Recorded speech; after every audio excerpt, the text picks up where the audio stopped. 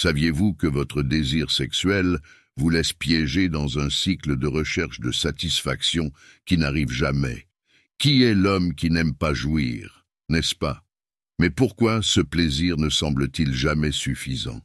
Cette recherche incessante de plaisir détruit lentement votre vie et votre esprit, et je vais vous expliquer pourquoi.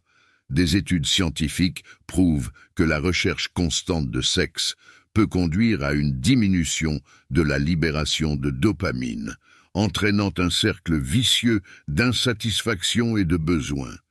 Plus de stimuli pour ressentir le même plaisir. Aujourd'hui, nous allons explorer un conflit ancien qui pourrait être au cœur de ce désir incessant, l'affrontement entre l'hédonisme et le stoïcisme. Préparez-vous, car dans les prochaines minutes, vous découvrirez 4 étapes qui peuvent transformer radicalement votre façon de vivre et satisfaire vos envies. Allons droit au but, touchons votre plaie et proposons une solution réelle et durable. Scientifiquement, le désir sexuel est régulé par une interaction complexe d'hormones et de neurotransmetteurs dans le cerveau, la dopamine étant l'un des principaux impliqués. La dopamine, souvent appelée hormone du plaisir, est libérée en grande quantité lors d'activités agréables telles que manger, écouter de la musique et bien sûr pendant les rapports sexuels. Cette libération génère un intense sentiment d'euphorie et de récompense, nous poussant à chercher à répéter ces activités. Cependant, lorsque nous recherchons constamment ce plaisir à travers le désir sexuel, nous finissons par entrer dans un cycle dangereux. Le cerveau, lorsqu'il s'habitue à des niveaux élevés de dopamine, commence à exiger des stimuli de plus en plus importants pour obtenir la même sensation de plaisir. Ceci est similaire à ce qui se produit avec la consommation de drogue, où la tolérance augmente et où le besoin de doses plus élevées devient inévitable. Illustrons cela avec un exemple. Imaginez João, un homme de 35 ans, qui a une carrière réussie et une vie sociale active. Cependant, João ressent un besoin constant de rechercher de nouvelles conquêtes sexuelles. Chaque nouvelle réussite lui apporte une vague de plaisir. Mais cette satisfaction est toujours passagère et il se retrouve bientôt à en chercher davantage. Scientifiquement, ce qui arrive à João, c'est que son cerveau s'est habitué aux niveaux élevés de dopamine libérés lors de ses rapports sexuels. Pour ressentir le même niveau de plaisir, il a besoin de stimuli de plus en plus intenses et fréquents. Cela crée un cycle de dépendance, dans lequel le plaisir momentané devient de plus en plus difficile à obtenir, conduisant à une insatisfaction croissante. Maintenant, apportons un peu de philosophie pour mieux comprendre cette situation. L'hédonisme, une école de pensée apparue dans la Grèce antique, propose que le plaisir est le bien suprême et que la recherche du plaisir et l'évitement de la douleur sont les principaux objectifs de la vie. Selon les hédonistes, maximiser le plaisir est essentiel pour une vie heureuse. Cependant, le problème surgit lorsque cette recherche effrénée du plaisir commence à avoir des effets négatifs, comme une dépendance et une insatisfaction continue. D'un autre côté, le stoïcisme, une autre école philosophique importante de la Grèce antique, soutient que le vrai bonheur vient de la vertu, de la discipline et de la maîtrise de soi, source du vrai bonheur. Cette approche peut paraître moins excitante, mais elle offre une paix intérieure durable et une résilience sans faille face à l'adversité. Au lieu de rechercher constamment de nouveaux stimuli pour obtenir du plaisir, João pourrait trouver un bonheur plus durable en développant sa résilience et son équilibre émotionnel. Ainsi, en combinant science et philosophie, nous pouvons mieux comprendre comment la recherche constante du plaisir sexuel peut être néfaste et comment adopter des principes stoïques peut conduire à une vie plus équilibrée et plus satisfaisante. Passons au deuxième point. L'influence du stoïcisme dans la recherche d'une satisfaction durable réside dans la capacité à contrôler les émotions et les désirs. Selon les enseignements stoïciens, le vrai bonheur ne vient pas de la recherche incessante des plaisirs extérieurs, mais de la culture d'un esprit équilibré et vertueux. Comme le disait Épictète, l'un des grands philosophes stoïciens, « Ce ne sont pas les choses qui nous dérangent, mais l'interprétation que nous en faisons. » Approfondissons ce concept basé sur des preuves scientifiques et philosophiques. Lorsque nous examinons les neurosciences, nous constatons que la pratique régulière de la maîtrise de soi et de la méditation peut reprogrammer le cerveau de manière significative. Des études indiquent que la méditation de pleine conscience, par exemple, peut augmenter l'activité de la zone préfrontale du cerveau, responsable de la planification, de la prise de décision et du contrôle des impulsions.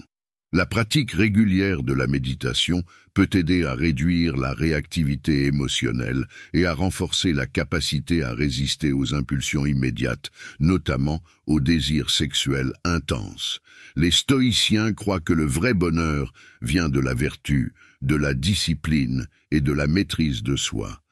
En nous concentrant sur le développement de ces qualités, nous pouvons éprouver une satisfaction plus profonde et plus durable que la recherche incessante du plaisir.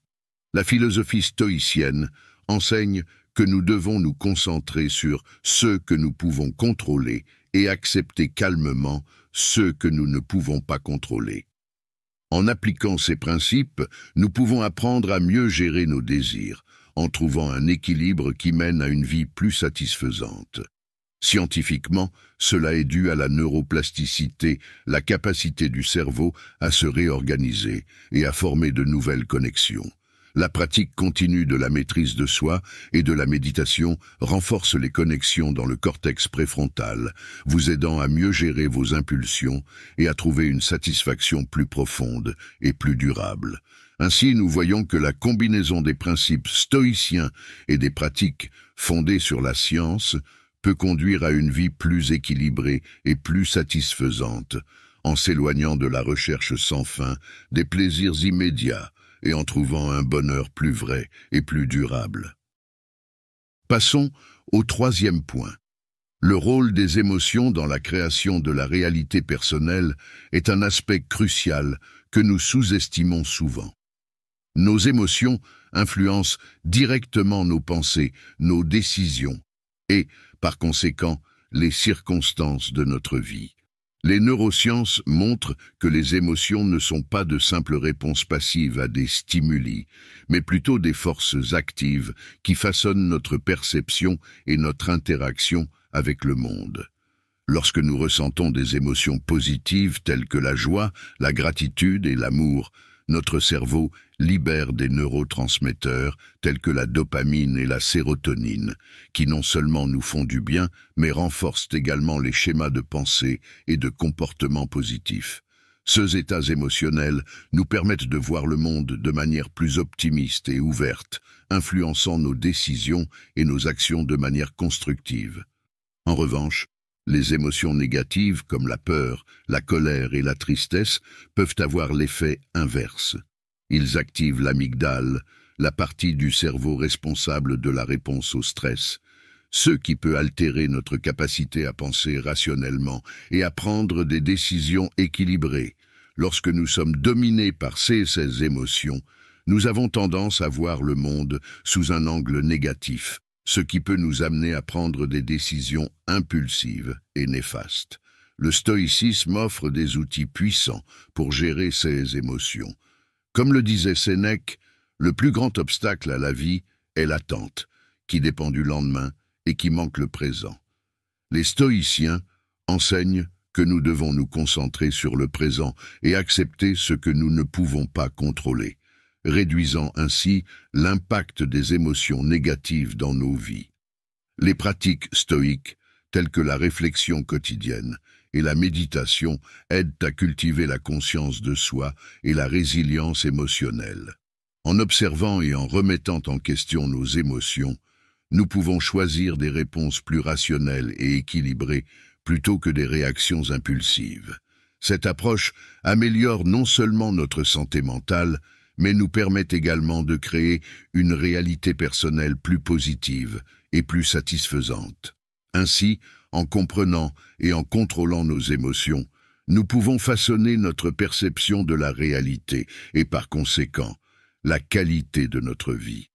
Intégrer les principes stoïciens à une compréhension scientifique des émotions peut nous aider à vivre de manière plus équilibrée et plus consciente, créant ainsi une vie plus riche et plus significative. Passons au 4e point. La théorie quantique de la conscience est un domaine fascinant qui tente d'expliquer la conscience à travers les principes de la mécanique quantique. Cette théorie suggère que la conscience n'est pas seulement un produit des processus neurochimiques du cerveau, mais qu'elle pourrait être fondamentalement liée à la structure de l'univers à un niveau quantique. Et quel est le lien avec notre discussion sur l'hédonisme, le stoïcisme et la recherche de la satisfaction sexuelle? Explorons. Imaginez la célèbre expérience de pensée du chat de Schrödinger. Dans cette expérience, un chat est placé dans une boîte dotée d'un mécanisme capable de le tuer en fonction de l'état d'une particule quantique. Jusqu'à ce que la boîte soit ouverte et que la particule soit observée, le chat est à la fois vivant et mort. Ce paradoxe illustre l'idée selon laquelle les particules quantiques peuvent exister dans plusieurs états en même temps et ne prendre un état défini que lorsqu'elles sont observées. Appliquons maintenant cela à notre compréhension de la conscience et des désirs. Certains théoriciens, comme le physicien Roger Penrose et l'anesthésiste Stuart Hameroff, suggèrent que la conscience pourrait naître de processus quantiques dans les microtubules des cellules cérébrales. Selon cette théorie, la conscience est un phénomène quantique qui peut être connecté à une réalité plus vaste. Quel est le rapport avec la recherche du plaisir et les enseignements stoïciens? Considérez vos désirs et pulsions sexuelles comme des particules quantiques existant dans de multiples états jusqu'à ce que votre conscience décide quel état observer et donc quelle action entreprendre. La conscience agit alors comme un observateur qui réduit ses possibilités en une réalité définie. Les principes stoïciens peuvent nous aider à remarquer nos désirs, de manière à nous permettre de choisir des états qui conduisent à une satisfaction durable plutôt que des impulsions momentanées. Au lieu de nous laisser emporter par des désirs hédonistes, nous pouvons appliquer la discipline et la maîtrise de soi pour choisir des états qui nous apportent un bonheur plus profond et plus équilibré.